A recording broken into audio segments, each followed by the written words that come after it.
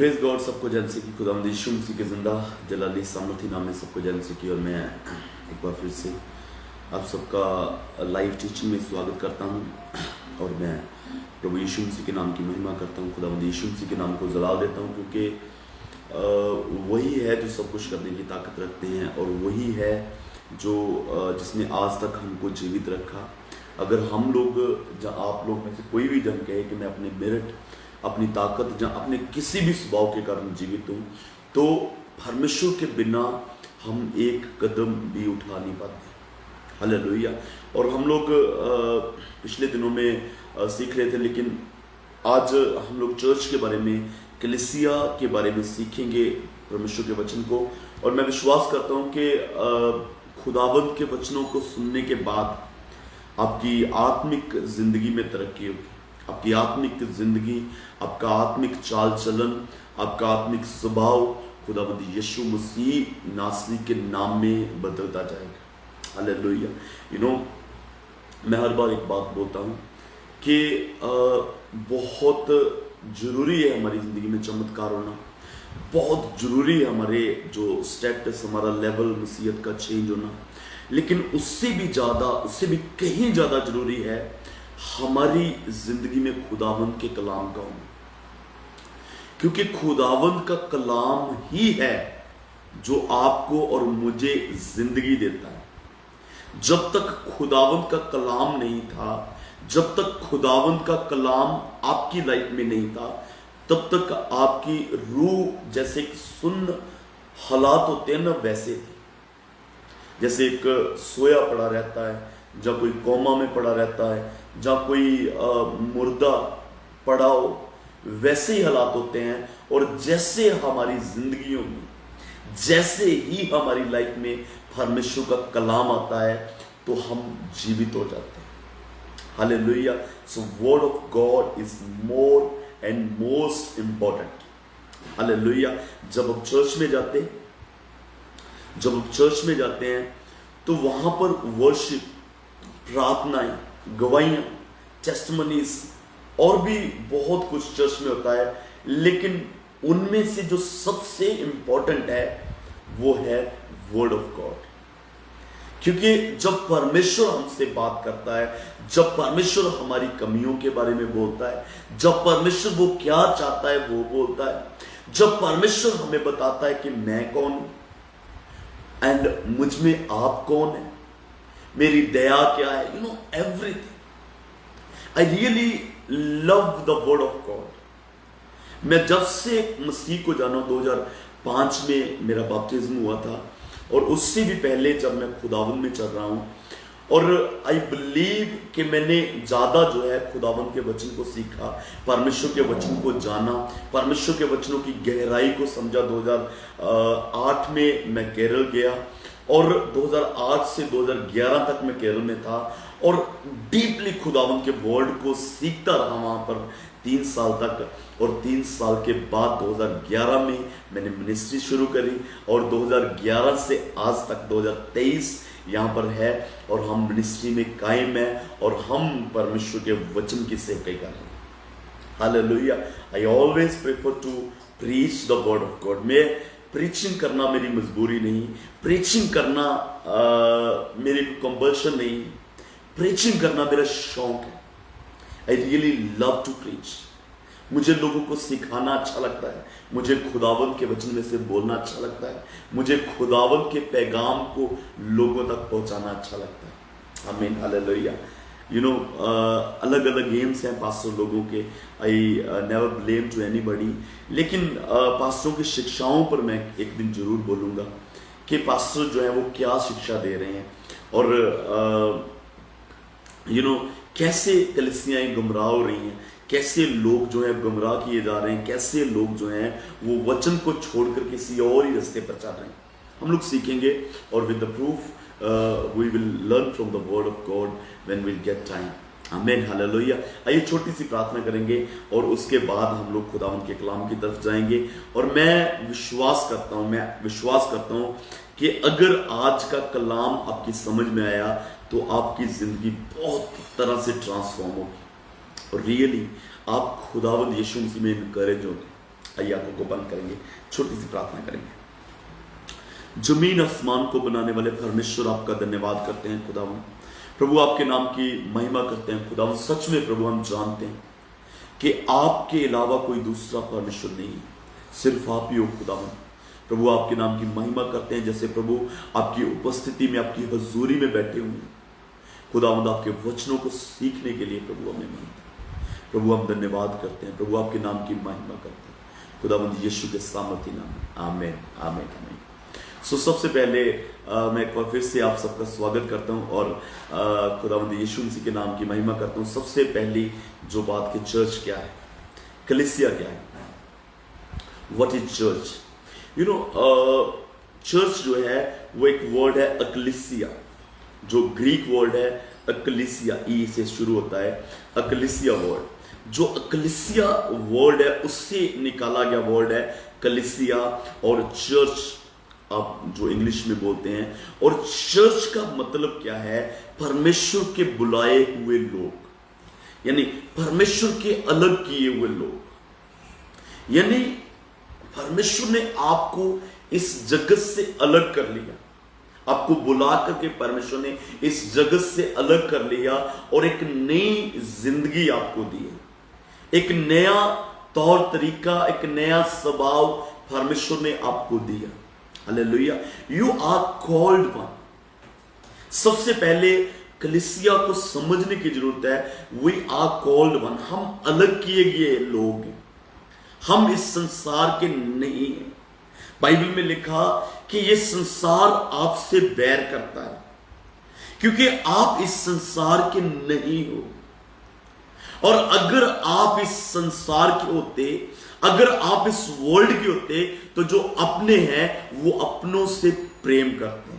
You know, बहुत से लोग हैं जिनकी ऑलवेज कंप्लेंट रहती है कि पास्टर जी मुझसे लोग बहुत बैर करते हैं, मेरी लोग बहुत विरोधता करते हैं, वो मेरे बारे में बोलते हैं, फलाना मेरे बारे में बोलता है, ये मेरे बारे में बोलता है, दूसरा तीसरा चौथा मेरे बारे में बोलता है। और मैं उनको यही बताता हूं कि यू आर कॉल्ड वन।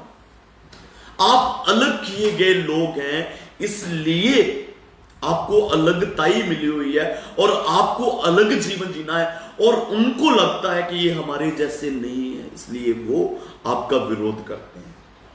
सबसे बड़ी विरोधता का कारण जो है ना, वो पंजाब में कह लो, जहां मणिपुर में बोल लो, जहां किसी भी देश में अगर मसीहत की विरोधता हुई है, तो उसका सबसे बड़ा जो रीजन है, उसका सबसे बड़ा जो रीजन है वो क्या है कि हम लोगों के जैसे नहीं है। कलीसिया लोगों के जैसी नहीं है, जैसे आम लोग हैं वैसे कलीसिया नहीं है। हालेलुया। और अगर आपको समझ में आए कि आप कलीसिया में शामिल हो चुके हैं, you know there are two type of church, दो तरह की कलीसिया है। ठीक है जी, आप गौर से सुन लें इन बात को। आप नोट्स लेना चाहते हैं आप नोट्स लें, लेकिन आपको मेमोराइज होना चाहिए ये चीजें। कलीसिया का मतलब क्या है, अलग किए गए हुए लोग, यानी कि परमेश्वर के बुलाए गए लोग, अलग किए गए लोग। और कलीसिया जो है वो दो तरह की कलीसिया है। You know, in worldly sense आपको बहुत तरह की कलीसिया मिलेगी, लेकिन I am not preaching of any wrong teaching or anything. You know, कलीसिया दो तरह की है। एक जो कलीसिया है वो है वर्ल्ड वाइड कलीसिया। यू नो, पूरे वर्ल्ड में जितने भी लोग मसीह हैं वो एक कलीसिया बुलाई जाती है। Hope you understand this. जैसे पूरे वर्ल्ड में जितने भी लोग चर्च में जाते हैं वो सब कलीसिया है। जब यीशु मसीह आएंगे और कलीसिया को अपने साथ लेके जाएंगे, तो वो लोकल चर्च ऐसे ही गिनती नहीं करेंगे, पूरे वर्ल्ड में से जो कलीसिया है वो उठाई जाएगी। अंडरस्टैंड। और दूसरी बात है लोकल चर्च। पहला चर्च है वो है all around the world church, और दूसरा जो कलीसिया है यानी चर्च है वो है लोकल चर्च। जिस चर्च में आप संडे वर्शिप अटेंड करते, जिस चर्च में आप कंटिन्यू जा रहे हैं, उसको लोकल चर्च बोलते हैं। चाहे वो बड़ा है, छोटा है, 10 लोग हैं, 5 लोग हैं, 20 लोग हैं, 100 लोग हैं। यू नो, आज जो है दुनिया में पास्टर को उस काउंटिंग से इज्जत दी जाती है जितने मेंबर उसके पास। गौर से सुनिएगा मेरी बात। आई नेवर से दैट कि बहुत ज़्यादा होना चाहिए, बहुत कम होना चाहिए, ये मेरा कहने का मतलब वो नहीं है। लेकिन इस बात को आप समझें, आज जब पास्टर को मिला जाता है तो उससे पूछा जाता है कि कितने लोग तेरे चर्च में आ रहे हैं, how many members you have in church. और वो क्यों पूछा जाता है, क्यों पूछा जाता है, कारण उसका क्या है कि हम आपको कितनी इज्जत देंगे, वो डिपेंड करेगा। आप पास्टर मीटिंग में बैठेंगे, आप किसी ऑर्गेनाइजेशन में बैठेंगे, आप कहीं लोगों से मिलेंगे, तो आपको जो इज्जत है, आपकी जो रिस्पेक्ट है, वो काउंटिंग के हिसाब से जो है वो लोग देते हैं। क्या परमेश्वर भी ऐसा सोचता है? क्या खुदावंद भी ऐसा सोचता है? एंजल बाहर जाओ, जल्दी पढ़ो, उन पढ़ लो। हालेलुया, थैंक यू जीसस, जल्दी। Hallelujah, thank you Jesus. क्या परमेश्वर भी ऐसे ही सोचता है जैसे मनुष्य देखते हैं? बाइबल में लिखा है कि परमेश्वर का देखना और मनुष्यों का देखना जो है वो अलग है। परमेश्वर अलग तरीके से देखता है और मनुष्य जो है वो अलग तरीके से देखते हैं। I want to encourage you all, every one of you, I want to encourage कि यीशु मसीह ने मत्ती रचित सुसमाचार में कहा, 18 उसका 20 वचन में लिखा, वहां पर लिखा है कि जहां 2 या 3 मेरे नाम पर इकट्ठे होंगे मैं वहां पर मौजूद रहूंगा। हालेलुया। हमारा परमेश्वर इतना हम्बल है। अगर आपके पास 2 मेंबर आ रहे हैं, अगर आपके चर्च में 5 मेंबर आ रहे हैं, आपके चर्च में 10 मेंबर आ रहे हैं, तो आपको मिनिस्ट्री छोड़ने की जरूरत नहीं है, आपको अपने आप को नीचा करने की जरूरत नहीं है, आपको अपनी लाइफ में लज्जित होने की जरूरत नहीं है, आपको अपनी लाइफ में शर्मिंदगी उठाने की जरूरत नहीं है। यू आर कॉल्ड वन, आप बुलाए गए लोग हैं। हो सकता है कि आपके ऊपर परीक्षा चल रही हो और आपके ऊपर टेम्पटेशन चल रही हो, आपका परमेश्वर आपको जान रहा हो, आपका परमेश्वर आपकी वफादारी को जान रहा हो। बाइबल में लिखा है अगर तू थोड़े में वफादार है तो परमेश्वर तुझे ज्यादा में वफादार करेगा, वो तुझे ज्यादा देगा और उसका तुझे मालिक बनाएगा in other sense. Hallelujah. You know कलीसिया क्या है? बुलाए गए लोग। और कलीसिया 2 तरह की है, एक वर्ल्ड वाइड कलीसिया और एक जो है लोकल चर्च। आमीन, हालेलुया। और दूसरी बात जो समझने वाली है, कलीसिया जो है वो उसके अंदर टीचिंग होनी चाहिए बहुत ज्यादा, बहुत गहराई के साथ। ये बात हम लोग बाद में करेंगे जब हम शिक्षाओं की बात करेंगे। मैं आपको चर्च की शिक्षाओं के बारे में और पास्टर की कैटेगरी के बारे में भी सिखाऊंगा आने वाले दिनों में। मुझे ये नहीं कि आप कितने क्वांटिटी में आ रहे हैं, कितने लोग आ रहे हैं, I do not mind this, लेकिन आई बिलीव कि आप सीखें, आप परमेश्वर के वचन को जानें, आप परमेश्वर के वचन की गहराई को समझ सकें। एक वचन हम लोग पढ़ लेंगे, मत्ती रचित सुसमाचार उसका 16 अध्याय उसका 18 वचन हम लोग पढ़ेंगे। 16 से एक्चुअली पढ़ देंगे हम लोग और 18 तक हम लोग जाएंगे। अगर आपके पास बाइबल है तो जरूर अपनी बाइबल को निकालें और मेरे साथ आप पढ़ सकते हैं। मत्ती रचित सुसमाचार उसका 16 से लेकर 18 वचन तक हम लोग पढ़ेंगे। लिखा है, शमौन पतरस ने उत्तर दिया, तू जीवते परमेश्वर का पुत्र है। जिन्होंने यीशु मसीह ने अपने चेलों से पूछा कि लोग मेरे बारे में क्या कहते हैं। यीशु मसीह ने अपने चेलों से पूछा कि लोग मेरे विषय के बारे में क्या कहते हैं, मेरे विषय में लोग क्या कहते हैं। तो उन्होंने कहा, कोई आपको यूहन्ना बपतिस्मा देने वाला बोलता है, कोई आपको एलिया बोलता है, कोई आपको नबियों में से एक बोलता है, कोई और भी बोलता है। लेकिन फिर यीशु मसीह ने क्वेश्चन किया कि तुम मेरे विषय में क्या कहते हैं, what you say about me. Hallelujah. तुम मेरे विषय में क्या कहते हो? तो वहां पर जो है वो शमौन पतरस ने उत्तर दिया, तू जीवते परमेश्वर का पुत्र है। यीशु ने उससे उत्तर दिया, हे शमौन जोना के पुत्र, तू धन्य है, क्योंकि मांस और लहू से नहीं परंतु मेरे पिता ने जो स्वर्ग में है यह बात तुझ पर प्रकट की है। और मैं भी तुझसे कहता हूं कि तू पतरस है, अभी हम लोग एक बार फिर से 18 वचन को पढ़ेंगे। दिस इज आवर पैसेज, यहाँ पर हम लोग मनन करने के लिए जा रहे हैं। और मैं भी तुमसे कहता हूं कि तू पतरस है, मैं भी तुमसे कहता हूं कि तू पतरस है, और मैं इस पत्थर पर अपनी कलीसिया बनाऊंगा और अधोलोक के फाटक उस पर प्रबल ना होंगे।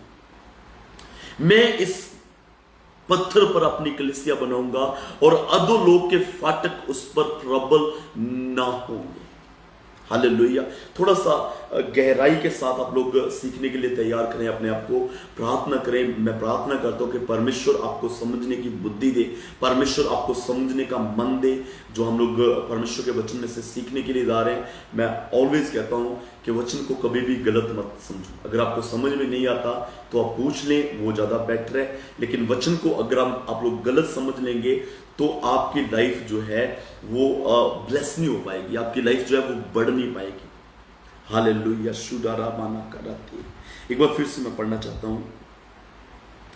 और मैं भी तुमसे कहता हूं कि तू पतरस है, मैं भी तुमसे कहता हूं, यू आर केफास, यू आर पतरस, यू आर पीटर, एंड मैं इस पत्थर पर अपनी कलीसिया बनाऊंगा। मैं इस पत्थर पर कलीसिया बनाऊंगा। वहां पर 3 तरह के पत्थर थे।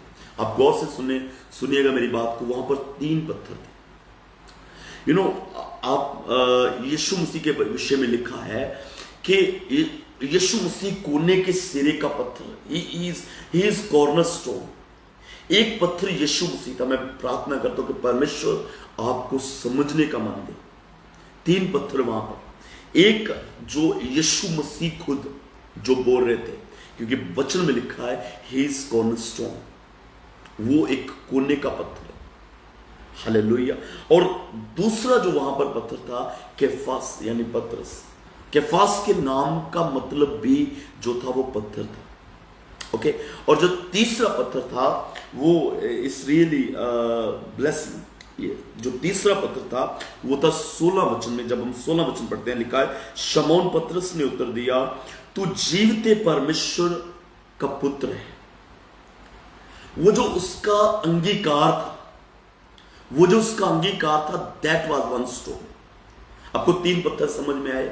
पहला जो पत्थर था वो था यीशु मसीह खुद, और जो दूसरा पत्थर था वो था केफास पतरस, और जो तीसरा पत्थर था वो वहां पर जो यीशु मसीह ने वर्ड बोला, जो पतरस ने वर्ड बोला, अंगीकार, जो पतरस ने अंगीकार किया कि तू परमेश्वर का पुत्र है। everyone doesn't understand this. हर एक जन इस बात को नहीं समझ पाता। हर एक जन इस बात की गहराई में नहीं जा पाता है। हर एक जन इस बात को समझ नहीं पाता है कि इस अंगीकार का मतलब क्या था। तो जीवते परमेश्वर का पुत्र है। कुछ लोगों के पास पुत्र नहीं है। इन सेंस वो लोग बोलते हैं कि यीशु मसीह ही पिता है, वही पवित्र आत्मा है, वही सब कुछ है। That is a big wrong teaching. और जो नेक्स्ट कुछ लोग बोलते हैं कि यीशु मसीह सिर्फ एक धरती पर मनुष्य था, सबको यहोवा परमेश्वर। बहुत तरह के जो लोग हैं, लेकिन जो पतरस ने अंगीकार किया वो एक कलीसिया का जो है वो पत्थर है। उस पत्थर पर कलीसिया जो है वो बनाई जा रही है। कलीसिया वही है जो यीशु मसीह को समझती है कि वो जीवते परमेश्वर का पुत्र है। हालेलुया।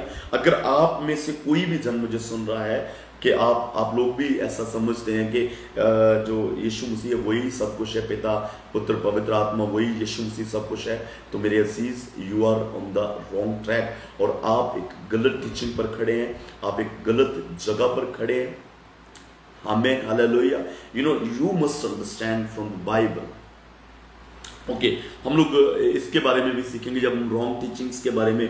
मैं जरूर आपको रॉन्ग टीचिंग्स के बारे में सिखाऊंगा, क्योंकि इट्स मस्ट कि गलत टीचिंग्स क्या हो रही, कहां पर हमको जो है वो इंप्रूव करने की जरूरत है। आमीन, हालेलुया। तो यीशु मसीह ने कहा मैं इस पत्थर पर अपनी कलीसिया बनाऊंगा। इस पत्थर यानी कि जो पतरस ने अंगीकार किया था। कुछ लोग बोलते हैं कि यीशु मसीह ने बोला कि पीटर मैं तुम पर अपनी कलीसिया बनाऊंगा। कुछ लोग बोलते हैं यीशु मसीह ने कहा कि मैं इस पत्थर पर अपनी कलीसिया बनाऊंगा, यानी कि he himself was in his mind. वो अपने बारे में ही बात कर रहा था, कुछ लोग ऐसा बोलते हैं, लेकिन आई विल से कि वो जो अंगीकार था वो एक चट्टान था। आपका अंगीकार एक चट्टान है। आई डोंट नो आप समझ रहे हैं कि नहीं। मैं ये प्रार्थना करता हूं कि परमेश्वर आपको समझने के लिए मन दे। हालेलुया। वो जो आप अंगीकार करते हैं चर्च में आके, वो एक चट्टान है। जब आप अंगीकार करते हैं चर्च में आकर के, you know that is the most important thing. जब चर्च में जाते हैं और अपना अंगीकार करते हैं कि खुदावंद यीशु मसीह कौन है। हालेलुया। ओके फाइन, हम लोग 18 वचन को पढ़ेंगे। और मैं भी तुझसे कहता हूं कि तू पतरस है, और मैं, यहां पर 5 वर्ड्स आएंगे। ये 5 वर्ड्स आपको समझने हैं। यहां पर लिखा है मैं, अब इस पत्थर पर, मैं इस पत्थर पर, हालेलुया, थैंक यू जी, मैं इस पत्थर पर अपनी कलीसिया बनाऊंगा। मैं इस पत्थर पर अपनी कलीसिया बनाऊंगा। ओके, दिस 5 वर्ड्स, मैं इस पत्थर पर अपनी कलीसिया बनाऊंगा। यहां पर जो 5 वर्ड्स हैं उनमें सभी इंपॉर्टेंट हैं, क्योंकि कलीसिया खुदावंद बोल रहा है कि मैं बनाऊंगा, इस पत्थर पर बनाऊंगा, अंगीकार पर बनाऊंगा, और अपनी कलीसिया। ये 5 वर्ड बहुत इंपॉर्टेंट है, लेकिन जो सबसे वर्ड यहां पर इंपॉर्टेंट है वो है अपनी। खुदावंद यीशु ने कहा मैं अपनी कलीसिया। अपनी वर्ड को आप जस्ट फोकस करें कि खुदावंद ने कहा कि मैं अपनी कलीसिया। हम लोग किसके? उसके। हालेलुया। हम लोग यीशु मसीह के हैं। और हम लोग बाइबल में एक कॉन्सेप्ट देखते हैं कि जो कलीसिया है वो खुदावंद यीशु मसीह की दुल्हन है। जो कलीसिया है वो खुदावंद यीशु मसीह की दुल्हन है। Hallelujah, bride of Christ. ये कॉन्सेप्ट पूरी बाइबल में है। आप जेनेसिस से लेकर रेवलेशन तक जाओगे तो पूरा कॉन्सेप्ट आपको समझ में आएगा कि दुनिया को रचने का और दुनिया के अंत, ये सब कुछ जो है वो परमेश्वर ने एक कॉन्सेप्ट बनाया, यानी कि परमेश्वर ने दुल्हन कलीसिया के विषय में एक दुनिया को जो है वो एक दुल्हन की तौर पर गिना, एक कलीसिया। हालेलुया। और लिखा है कि मैं अपनी दुल्हन को लेने के लिए हूं। बहुत से पास्टर के वर्ड्स ये होते हैं कि मेरी कलीसिया, मेरी कलीसिया, मेरी कलीसिया, मेरी कलीसिया। व्हाट आई वांट टू से कि ये मेरी कलीसिया नहीं, खुदावंद यीशु मसीह की कलीसिया। Every pastor must say this. कलीसिया को बड़े नामों से होपफुली कलीसिया के 56 और 53 आई थिंक बाइबल में कलीसिया को 56 नामों से बुलाया गया। कलीसिया बहुत ज्यादा वर्ड इंपॉर्टेंट था परमेश्वर के लिए। मैं एक स्टोरी बड़ी अच्छी है, हालेलुया, कि एक राजा जो था, उसका एक घोड़ा था और उसने पूरे देशों पर जो है वो उस घोड़े की मदद से जंगें जीती और पूरे देशों को जो है वो अपने अधीन किया। और लास्ट में जब पूरे वर्ल्ड पर उसका कब्जा हो गया तो उसने उस घोड़े को छोड़ दिया। वो कहीं पर भी जा सकता था और उसके घोड़े के गले में एक टैग था कि ये उस राजा का जो घोड़ा है। तो वो कहीं पर भी जाता, किसी के खेत में जाता, किधर भी जाता, कोई भी उसे रोक नहीं पाता था। कोई भी उसे रोक नहीं पाता। कारण कि वो उस राजा का जो घोड़ा था, उस राजा का घोड़ा था और कोई भी जन जो है उस पर अधिकारी नहीं था। वो उस राजा का घोड़ा जो ठहरा। हालेलुया। और जहां पर कलीसिया के गले में जो है वो टैग क्या है कि यीशु मसीह की कलीसिया है। फिर उसके बाद जब हम 19 वर्ड पढ़ते हैं, 18 कलीसिया बनाऊंगा और अधोलोक के फाटक को उस पर प्रबल ना हो पाएंगे। अधोलोक के फाटक कलीसिया पर प्रबल ना हो पाएंगे, जयवंत ना हो पाएंगे। हालेलुया।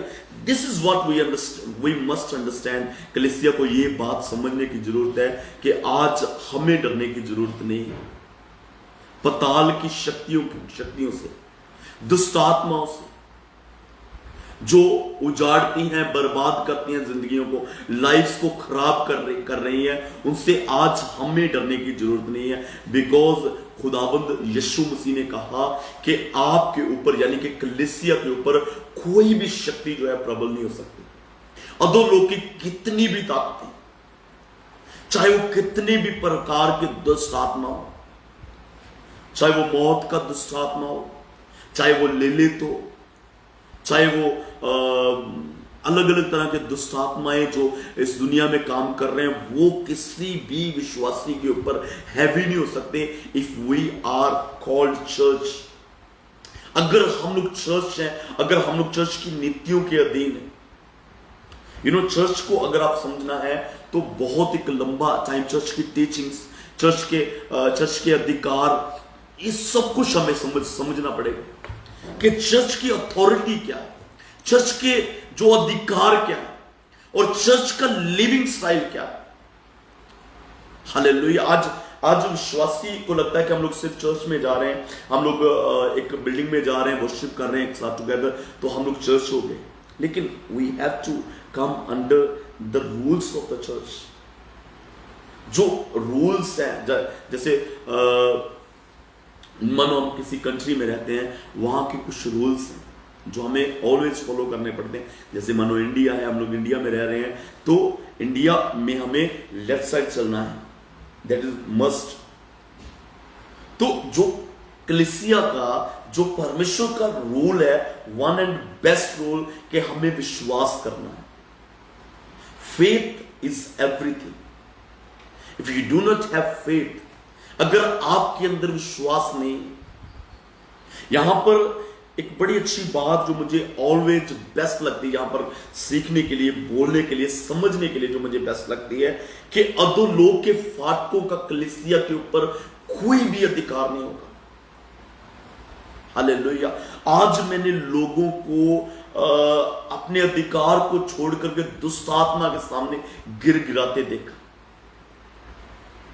हालेलुया। आज कलीसियाएं परेशानी में, आज विश्वासी परेशानी में, विश्वासी बोल रहा है मुझे दुष्ट आत्मा परेशान करता है। कितने साल से ईमान में है भाई? 20 साल से ईमान से, 20 साल से ईमान में है और दुष्ट आत्मा परेशान करता है। You are not understanding your authority. और other way, in other words में आपको कहूंगा कि आप लोग खुदावंद में नहीं है और उसका जो अधिकार है उसको आप समझ नहीं पा रहे हैं। बाइबल आपको क्या इख्तियार देती है? जब आप जैसे चर्च में आते हैं, आप किस इख्तियार के अंदर है आपको समझ में नहीं आता। Hallelujah. Talk to your sicknesses. अपनी बीमारियों को अधिकार के साथ आप बोल सकते हो जाने के लिए। यीशु मसीह ने अपने अधिकार को दिखाया। ही शोन द अथॉरिटी। उसने क्या कहा जब वो जाने वाले थे? उसने कहा कि जमीन और आसमान का सारा अधिकार मुझे दिया गया, इसलिए तुम जाओ। हालेलुया। You must understand. हमें इस बात को समझना है कि हम खुदावंद के लोग हैं, हम परमेश्वर के लोग हैं। और एक वचन मैं पढ़ना चाहता हूं आपके लिए। It's really very blessed word. Hallelujah. Thank you Jesus Christ. ये लिखा हुआ है गलतियां उसका 4 अध्याय उसका 1 वचन। गलतियां उसका 4 का 1। गौर से सुनना। मैं ये कहता हूं कि वारिस जब तक बालक है, यदि भी सब वस्तुओं का स्वामी है, तो भी उसमें और दास में कोई भेद नहीं है।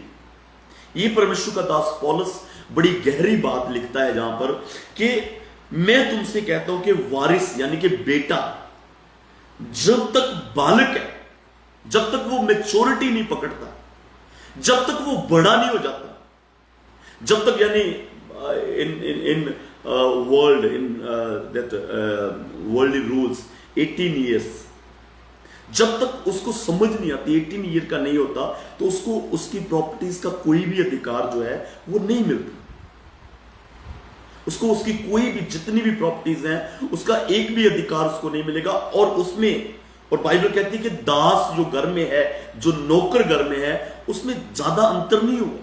कारण कि जो बालक है उसको अभी तक अधिकार नहीं पता चला कि ये जो काम कर रहा है हमारे घर में उसके ऊपर मुझे अधिकार है, जब तक उसको पता नहीं चला। हालेलुया। होपफुली मैं प्रार्थना करता हूं कि आपको समझ में आ रही है। जब आप चर्च में हैं और जब तक आप मैच्योरिटी में नहीं आते, छोटी छोटी बातों पर एक वचन मैं आपके लिए और पढ़ना चाहता हूं, वापस हम लोग यहां पर आएंगे। इब्रानी उसका 6 अध्याय, इब्रानिया उसका 6 अध्याय, उसका एक वचन लिखा है, इसलिए आओ हम मसीह की शिक्षा की आरंभ की बातों को छोड़कर हम सिद्धता की ओर आगे बढ़ते जाएं और मरे हुए कामों से मन फिराने से और परमेश्वर पर विश्वास करने और बपतिस्मे और हाथ रखने और मरे हुओं में के जी उठने और अंतिम न्याय की शिक्षाओं रूपी नींव फिर से ना डालें। यहां पर लिखा है कि तुम आद की बातें जो शुरू में थी उनको छोड़ करके तुम मसीहत में आगे बढ़ते जाओ। You have to go with maturity. आपको आप जैसे मानो एक बच्चा घर में पैदा हुआ और वो 10 साल का हो गया और अभी भी वो बेड पर ही रहता है, छोटा सा, जैसे चलता नहीं है, फिरता नहीं है, तो मां बाप को कितनी चिंता होती है, मां बाप कितने डिस्टर्ब होते हैं उसको लेकर के, कितनी चिंता में बैठे होते हैं कि हमारा बच्चा बढ़ नहीं पा रहा है, हमारा बच्चा किसी भी तरह से बढ़ नहीं आगे नहीं बढ़ रहा है। तो अगर आप लोग मसीहत में चलते चलते आपको 10 साल हो गए, 15 साल हो गए और अभी भी आपकी बातें बच्चों वाली हैं, तो वो जो स्वर्ग में पिता है वो कितना परेशान होगा आपके लिए कि इसके अंदर मैच्योरिटी क्यों नहीं आ रही।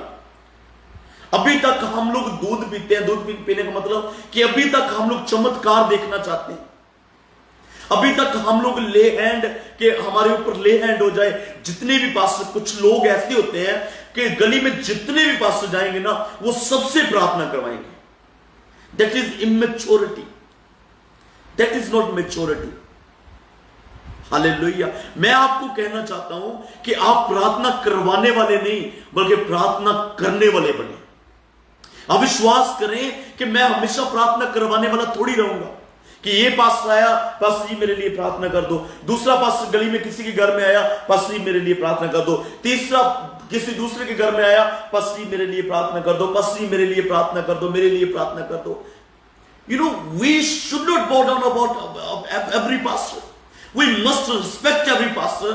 हमें हर एक पास्टर की रिस्पेक्ट करनी है, हर एक पास्टर की इज्जत करनी है, लेकिन हर एक पास्टर के पास हमें प्रार्थना करवाने के लिए नहीं जाना। That is called church. हम लोग अपनी बेवकूफियों में चल रहे हैं, हम लोग अपने बचपना जैसे होता ना वैसे परमेश्वर के साथ चल रहे हैं। कुछ नहीं पता, वचनों के बारे में नहीं पता, वचनों की गहराई के बारे में नहीं पता, वचन सुनना ही हमें अच्छा नहीं लगता। मैं एक बात सच्ची आपको बताना चाहता हूं कि 80% लोग जो चर्च में जा रहे हैं ना उनको वचन सुनना पसंद नहीं है। सिर्फ 20% पीपल, दुनिया में जितने भी लोग, 80% लोग जो है वो वचन सुनना पसंद नहीं करते। हालेलुया। सिर्फ कितने लोग पसंद करते हैं? 20% पीपल। हालेलुया। सिर्फ 20% पीपल जो है उनको वचन सुनना अच्छा लगता है। बाकी किसी भी जन जो है वो सिर्फ चमत्कार देखने के लिए जा रहे हैं। 4 तरह के लोग यीशु मसीह के पीछे चलते थे। आज तो आई बिलीव कि आज बहुत तरह के लोग यीशु मसीह के पीछे चल रहे हैं। आज जो किस्में हैं जो वो बढ़ गई हैं। यानी कि कुछ लोग चलते थे खाना खाने वाले, लंगर खाने वाले, विश्वास खाना खाने वाले, उनको किसी बात से कोई मतलब नहीं। चर्च में क्या हुआ, चर्च के रूल्स क्या हैं, चर्च में क्या हो रहा है, उनको कुछ नहीं पता। क्या प्रीच हुआ डजंट मैटर, कुछ नहीं पता। और उनको सिर्फ क्या मतलब है खाना कितने बजे मिलेगा, क्या बना है खाने में, नुक्स क्या है खाने में, प्रॉब्लम्स क्या है खाने में, वो सब बोलेंगे।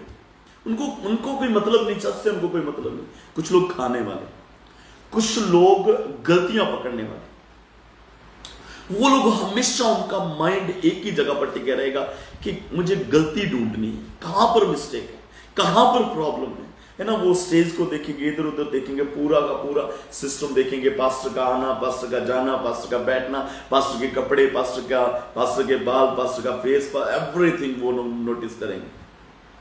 वो पंखे कैसे लगे हैं वहां पर, एसी लगा है नहीं लगा है, क्या प्रॉब्लम है वहां पर, कौन कौन कैसे। वो लोग सिर्फ गलतियों, उनको कुछ नहीं माना, वो लोग वचन नहीं सुनेंगे। उन लोगों का सिर्फ एक ही टीचा है, उन लोगों का सिर्फ एक ही मन है कि हमें गलतियां पकड़ने के लिए जाना है।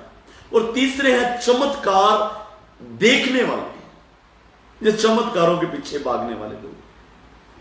चमत्कारों के पीछे भागने वाले लोगों की भी एक बड़ी बड़ी तगड़ी दिक्कत है, बहुत बड़ी उनकी प्रॉब्लम है।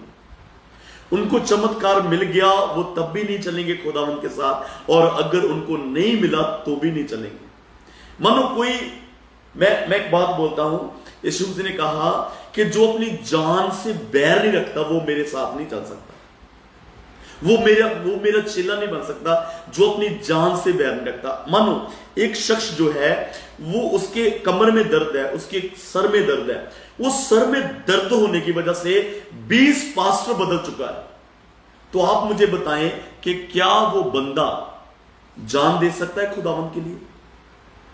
एक बंदा जो है, उसके सर में दर्द है, उसके सर में दर्द है, और वो तकरीबन 20 पास्टरों से प्रार्थना करवा चुका है। तो आप मुझे बताएं, क्या वो खुदावंद के लिए जान दे सकता है? कभी भी नहीं दे सकता। वो वफादारी नहीं। हालेलुया, अंडरस्टैंड, समझ में आ रही मेरी बात? कुछ लोगों का जो मेंटेलिटी है, कुछ लोगों का जो समझना है कि चमत्कार देखने हैं, नहीं तो चमत्कार करवाने, वो सिर्फ चमत्कारों के लिए आ रहे हैं खुदावंद के पास। जब चमत्कार नहीं हुआ वो तभी छोड़ देगा खुदावंद। अंडरस्टैंड? और जो चौथी किस्म के लोग हैं, वो चलते हैं सही रीति के साथ परमेश्वर के साथ। उन्होंने खुदावंद के प्यार को जाना, उन्होंने उस सलीब की कथा को झूठी मुट्ठी नहीं समझा, उन्होंने सलीब की कथा को समझा और अपनी लाइफ में लिया, और उन्होंने कहा कि चाहे कुछ भी हो जाए, वही मेरा परमेश्वर, वही मेरा पिता। मुझे चंगाई मिले ना मिले, मुझे ब्लेसिंग मिले ना मिले, मेरी लाइफ में कुछ बदलाव आए ना आए, मेरी लाइफ में कुछ चेंज आए ना आए, लेकिन वो मेरा परमेश्वर है। मैं अपने मुंह से अंगीकार कर चुका हूं, and he is my everything. Hallelujah, that is type of believers. वापस हम लोग आएंगे कि जब तक हम लोग मैच्योरिटी की तरफ, मैच्योरिटी का मतलब क्या है? जब एक विश्वासी खाना खाने लगे, जब एक बच्चा खाना खाने लगे, इट मींस वो बड़ा हो रहा है। लेकिन जब तक वो दूध पीता है तब तक वो बड़ा नहीं हुआ। दूध क्या है और खाना क्या है, यह भी हमें समझना पड़ेगा। खुदावंद का दास संत पौलुस कहता है कि तुम इतने साल से परमेश्वर के साथ चल रहे हो और अभी तक तुम दूध ही मांग रहे हो। अभी तक तुम लोग बोलते हो मुझे तौबा का वचन चाहिए, मुझे चमत्कारों का वचन चाहिए, मुझे ये वचन चाहिए कि आत्मिक दुनियावी जिंदगी में कैसे बढ़ते हैं, पैसे में कैसे ब्लेस होते हैं, हीलिंग कैसे रिसीव करते हैं।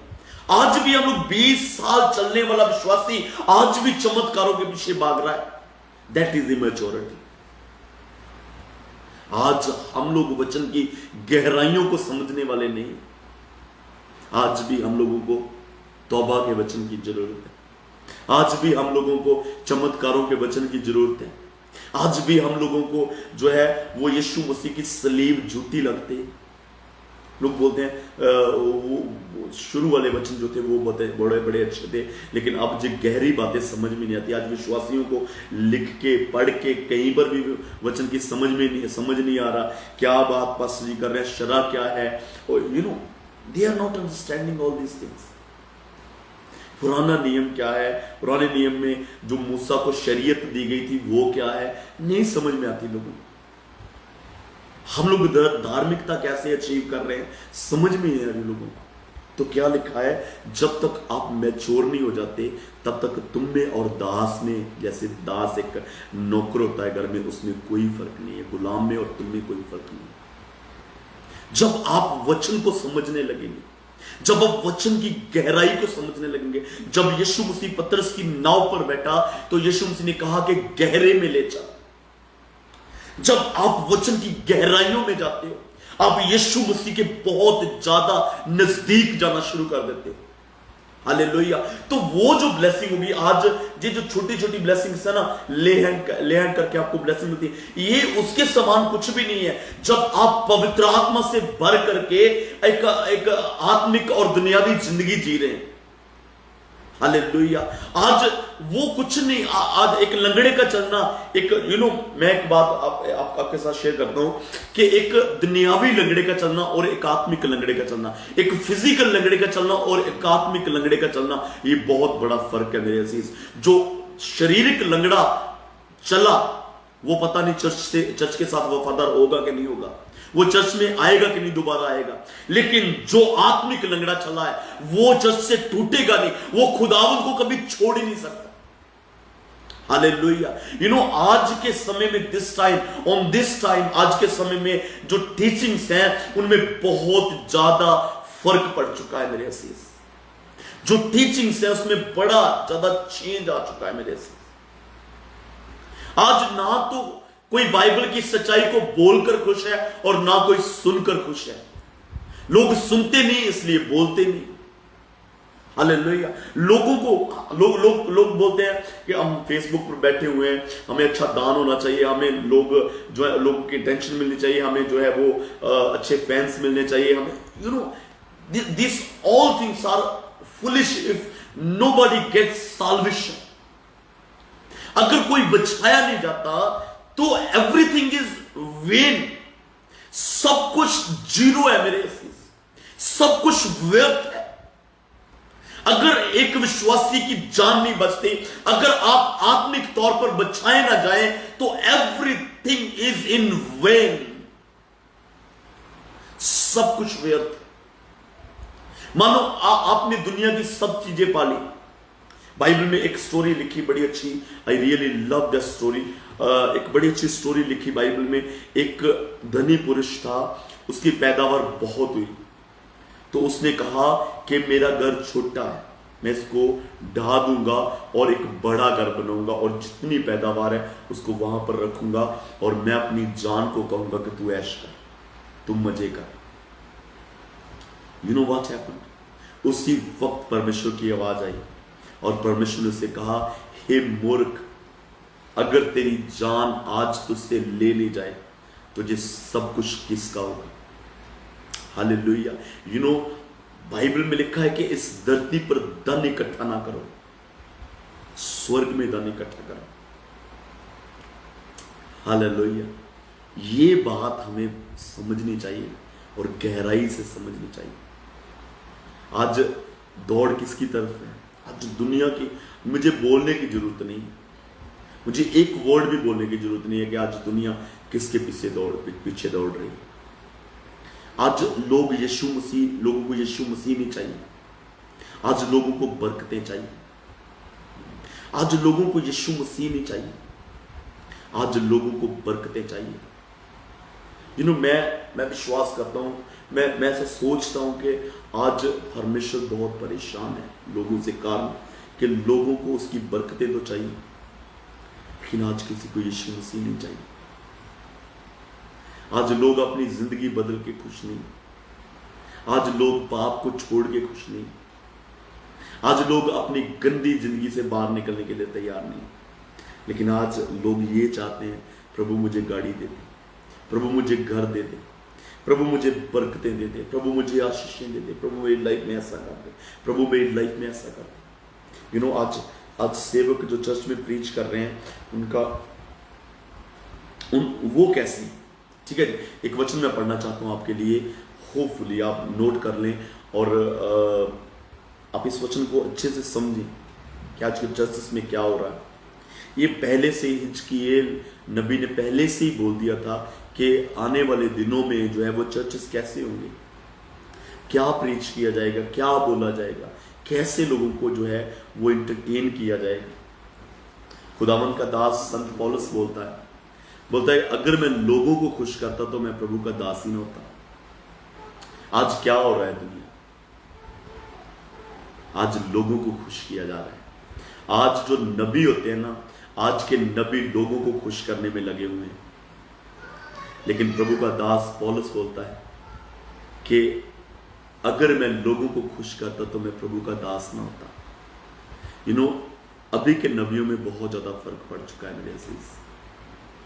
हालेलुया। सुनिए, एक वचन पढ़ेंगे हम लोग। यहोवा का जय वचन मेरे पास आया, हिजकियेल 34 उसका एक वचन से मैं पढ़ रहा हूं। यहोवा का यह वचन मेरे पास आया, हे मनुष्य की संतान, इस्राएल के चरवाहों के विरुद्ध, इस्राएल के चरवाहों के विरुद्ध भविष्यवाणी करके उन चरवाहों से कह, यहोवा परमेश्वर यों कहता है, हाय इस्राएल के चरवाहों पर यो अपने पेट भरते, जो अपने पेट भरते, क्या चरवाहों को भेड़ बकरियों का पेट नहीं भरना चाहिए? आज हम लोग सोचते हैं कि शायद दाल रोटी से विश्वासियों का पेट भरेगा। आज जो भेड़े हैं वो दाल रोटी से उनका पेट भरेगा, नहीं। परमेश्वर के वचन के साथ ये आत्मिक खाने की बात की गई है। यहां पर लिखा है, तुम लोग चर्बी खाते और ऊन पहनते और मोटे मोटे पशुओं को काटते हो, परंतु भेड़ बकरियों को तुम नहीं चराते, भेड़ बकरियों को तुम नहीं चराते। मुझे एक फ़ोन किया, आई थिंक कुवैत से मुझे फ़ोन किया एक ब्रदर ने, और उन्होंने मुझे कहा कि I need your time pastor ji, मुझे कुछ वचन सिखाया करो। तो मैंने उनको कहा कि आप हमारे यहाँ पर आओ, फेसबुक पर आओ, हमारे यूट्यूब पर आओ, ज्वाइन करो और सुनो वचन। और मैं उनको बोला कि मैंने विश्वास करता हूँ कि आपकी वचनों के द्वारा तसल्ली होगी। अगर आप वचन सीखना चाहते हैं, अगर आप वचन सीखना चाहते हैं, अगर आप वचन के प्यासे हैं, तो अगर आपकी तसल्ली नहीं हुई तो फिर मुझे फ़ोन करना।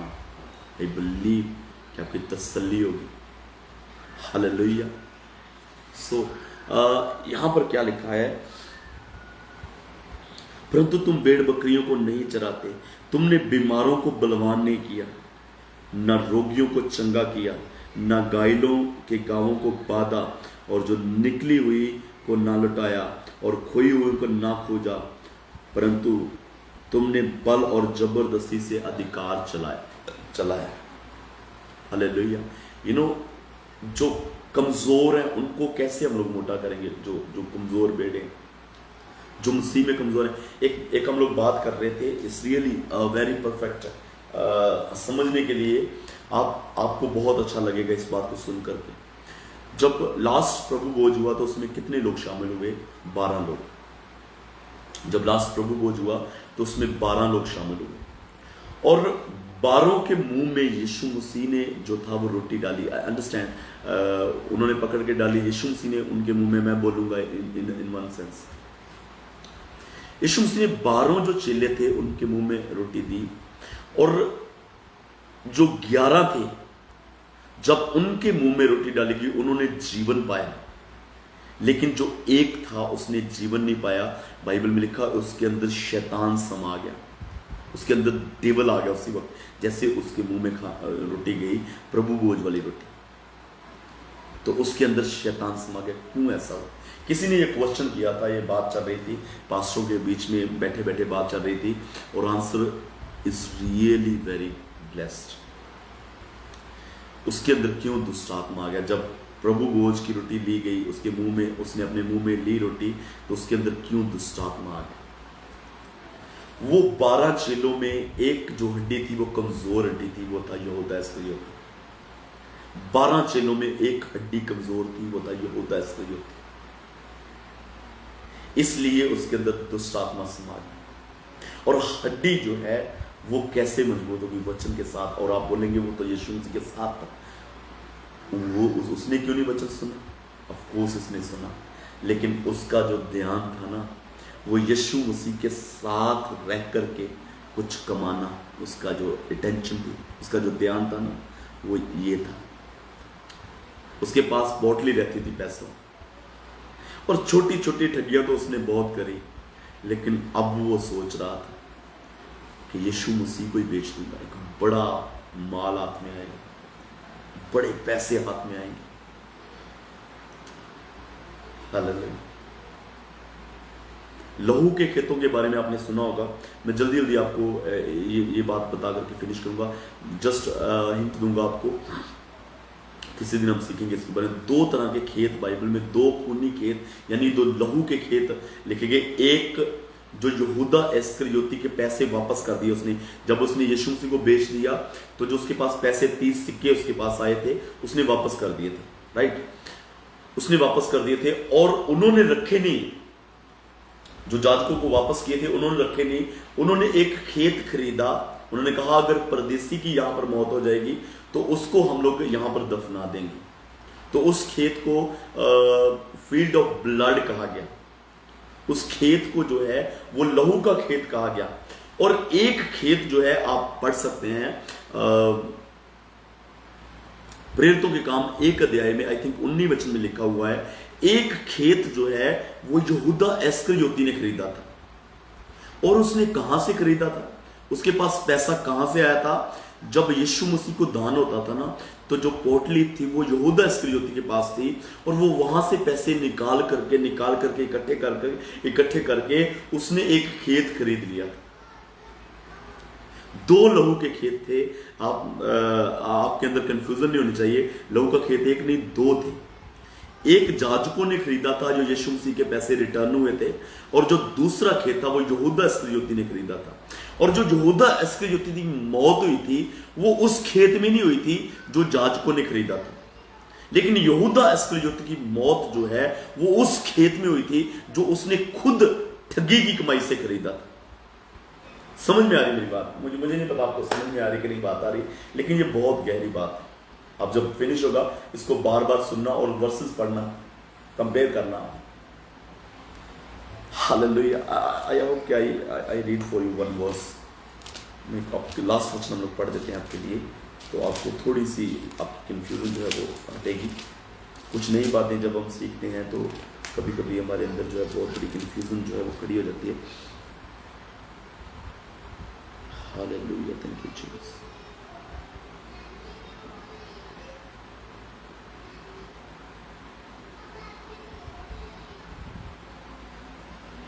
होरी बाबा नशंदरा वाले कनथीरा वाले।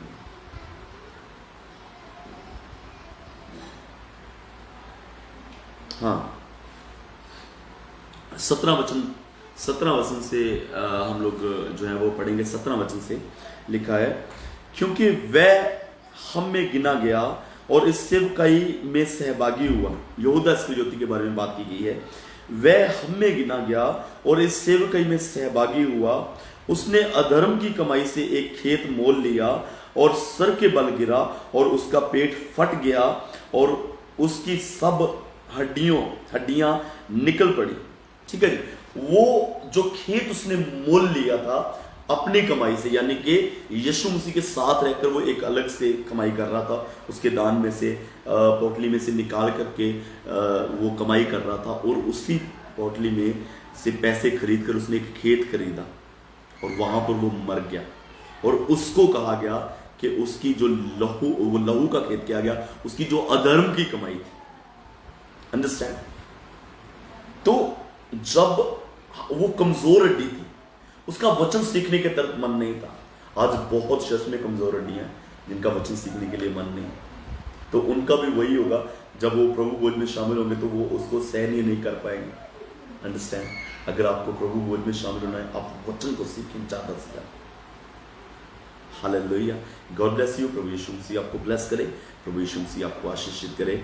और आप डेली 4:30 बजे आप ज्वाइन करें। कभी कभी टाइम इधर उधर हो सकता है, लेकिन मोस्ट प्रोबेबली हम लोग जो है वो 4:30 बजे जो है वो लाइव आएंगे। और इसका रीटेलीकास्ट जो है वो यूट्यूब पर होगा। जो होगा 9:30 बजे। आप लोग वहीं पर भी ज्वाइन कर सकते हैं दोबारा सुनना चाहते हैं तो। रीटेलीकास्ट जो है वो यूट्यूब पर रहेगा 9:30 बजे। और परमेश्वर आपको ब्लेस करे आज के वचन के द्वारा। May God bless.